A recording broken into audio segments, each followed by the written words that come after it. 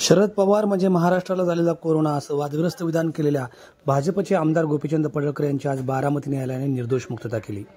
शरद पवारांच्या विषयी केलेल्या वादग्रस्त वक्तव्यानंतर 2020 मध्ये हे वादग्रस्त वक्तव्य त्यांनी केलं होतं। त्यानंतर तत्कालीन शहराध्यक्ष अमर धुमाळ यांनी पोलीस ठाण्यात गुन्हा दाखल केला होता। या गुन्ह्यासंदर्भातील दोषारोपपत्र पोलिसांनी बारामती कोर्टात दाखल केलं होतं। या केसमध्ये जामीन घेतल्यानंतर वारंवार समन्स बजावून देखील पडळकर हजर राहत नव्हते, म्हणून कोर्टाने त्यांना अटक वॉरंट जारी केलं होतं। मात्र या दरम्यानचा या खटल्याचा निकाल आज कोर्टाने जाहीर केला आहे। यामध्ये पडळकर यांनी केलेल्या वक्तव्यामुळे कोणतेही जातीय दंगे भडकलेले नाहीत, त्यांचे विधान हे व्यक्तिनिहाय होते आणि सामाजिक तिढा यामुळे निर्माण झाला नाही, असं निरीक्षण नोंदवत पडळकर यांची निर्दोष मुक्तता करण्यात आल्याचे सूत्रांनी सांगितले।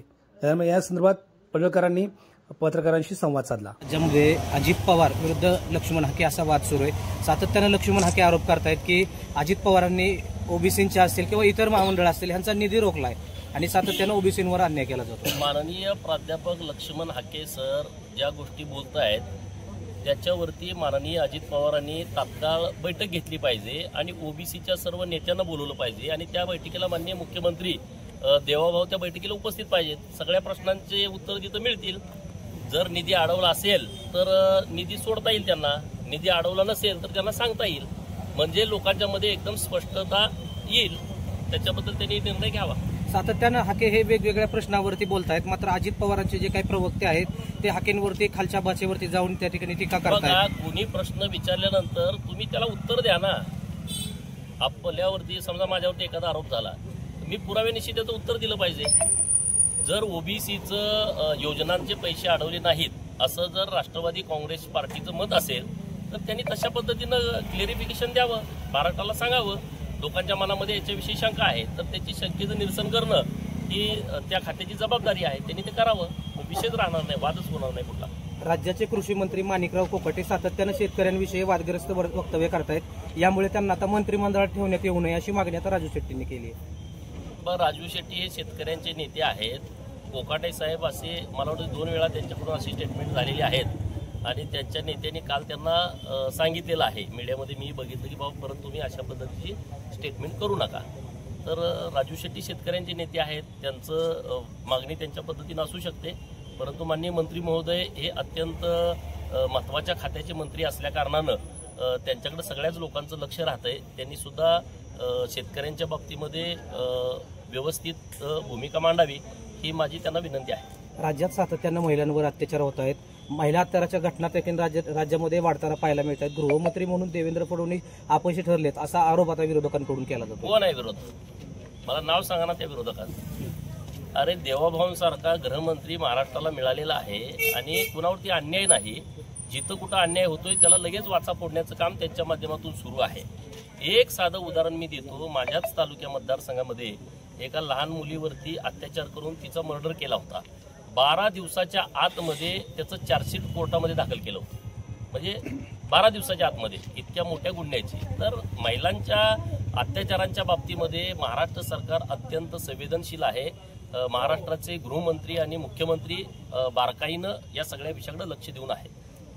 गेल्या अनेक दिवसांपासून संतोष देशमुखांचं जे हत्या प्रकरण आहे यातला एक आरोपी अद्याप फरार आहे। गृहमंत्री म्हणून देवेंद्र फडणवीस यामध्ये अपयशी ठरले असं वाटतंय तुम्हाला? अरे बघा, बाकीचे सगळे आरोपी त्यामध्ये अरेस्ट केलेले आहेत बऱ्यापैकी, आणि संतोष देशमुख सरपंचाच्या घरच्या लोकांचं स्टेटमेंट तुम्ही बघा की सरकारनं आम्हाला योग्य पद्धतीनं न्याय दिलेला आहे, या सगळ्या घटकांच्या वरती कारवाई केलेली आहे असं त्यांचं स्टेटमेंट आहे। त्यामुळे एखादा आरोपी आता सापडला नसेल तर पोलीस त्याबद्दल अत्यंत काळजीपूर्वक त्या आरोपीला अटक करण्याच्या दृष्टिकोनानं प्रयत्नशील असतील। नक्की त्याला पण अटक केली जाईल। आज बारामतीला आलात, काय नेमकं प्रयोजन, कुठल्या केसच्या संदर्भात तुम्ही? बारामतीमध्ये माझ्यावरती एकच केस होती आणि आता ती केस तुम्हा सर्वांना माहीत आहे की शरद पवारांच्या बाबत मी कोरोनाच्या काळामध्ये स्टेटमेंट केलं होतं आणि त्या संदर्भातली केस या कोर्टामध्ये सुरू होती। मेहरबान कोर्टाने मला आज त्या केसमधून निर्दोष मुक्तता दिलेली आहे। राज्यात धनगर आरक्षणाचा मुद्दा कुठेतरी मागे पडतोय का? कारण देवेंद्र फडणवीस बारामतीमध्ये आले होते, बारामतीमध्ये येऊन पहिल्याच कॅबिनेटमध्ये भाजप सत्तेत आल्यानंतर धनगर समाजाला आरक्षण त्या ठिकाणी दिलं जाईल असं आश्वासन त्यांच्याकडून देण्यात आलं होतं, मात्र अद्यापही तो मुद्दा प्रलंबित आहे, धनगर समाजाला आरक्षण दिलं जात नाही। बघा, हा विषय बारामतीच्या आंदोलनाच्या नंतर परत एक दुसरं आंदोलन महाराष्ट्रामध्ये उभं राहिलं होतं 2018 आणि 19च्या मार्चपर्यंत.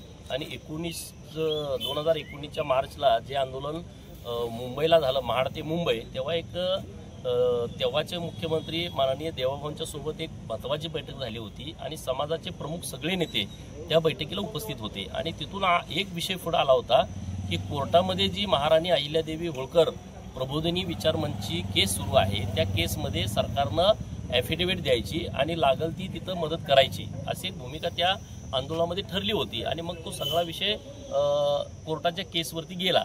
आता माननीय सरकारने तेव्हा ॲफिडेव्हिट पण दिलं, नंतर 2-3 ॲफिडेव्हिट लागणार होती, ती पण 22 ते 24च्या दरम्यान दिली.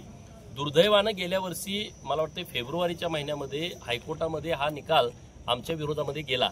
परत त्यातलाच एक जो व्यक्ती होता ते सुप्रीम कोर्टामध्ये गेले, तिथून पण त्यांनी ती केस फेटाळलेली आहे. आता कशा पद्धतीनं पुढं जायचं ह्याच्यावरती एक बैठक घेऊन सविस्तरपणे चर्चा करून आम्ही त्या विषयामध्ये सगळेच पुढं जातोय. पुनर्विचार याचिका मुंबई हायकोर्टमध्ये दाखल करावी का असा एक विषय पुढे आलेला आहे. तर त्या पद्धतीने आम्ही सगळे प्रयत्न करतोय. सरकारनं आम्हाला कोर्टाच्या केसमध्ये खूप मदत केली होती, परंतु तिथं आम्हाला अपयश आलेलं आहे. म्हणून मी परवा चौंडीच्या कार्यक्रमामध्ये सुद्धा राज्याचे मुख्यमंत्री महोदयांच्याकडे आम्ही विनंती केलेली आहे की धनगर समाजाच्या बाबतीमध्ये सरकारनं खूप निर्णय केलेले आहेत. मध्ये अहिल्यादेवींच्या जयंतीपासून असतील किंवा अहिल्यादेवींच्या नावानं वेगवेगळ्या योजना करण्यापासून असेल किंवा धनगर समाजाच्या मुलांना जे आदिवासींना ते धनगरांना असेल, असे अनेक योजना केलेल्या आहेत. परंतु लोकांची भावना ही आहे की बाबा आरक्षणाचा प्रश्न निकाली निघाला पाहिजे. तर ती पण भूमिका मी 31 तारखेच्या कार्यक्रमामध्ये माननीय मुख्यमंत्री महोदयांच्याकडे मांडलेली आहे. तर आम्ही नक्की तो विषय काय मागं आम्ही पडू देणार नाही. आम्ही सगळे धनगर समाजाचे कार्यकर्ते बसून हा विषय एकदा अजेंडा ठरवून आम्ही नक्की त्या विषयामध्ये पुढाकार घेऊ. तुम्ही चौंडीमध्ये झालेल्या कार्यक्रमामध्ये भाऊ झाला होता, नेमकी काय भावना होती, कशामुळे तुम्ही त्या ठिकाणी भाऊ? मी माझी भूमिका त्या भाषणामध्ये मांडलेली आहे. चला, धन्यवाद.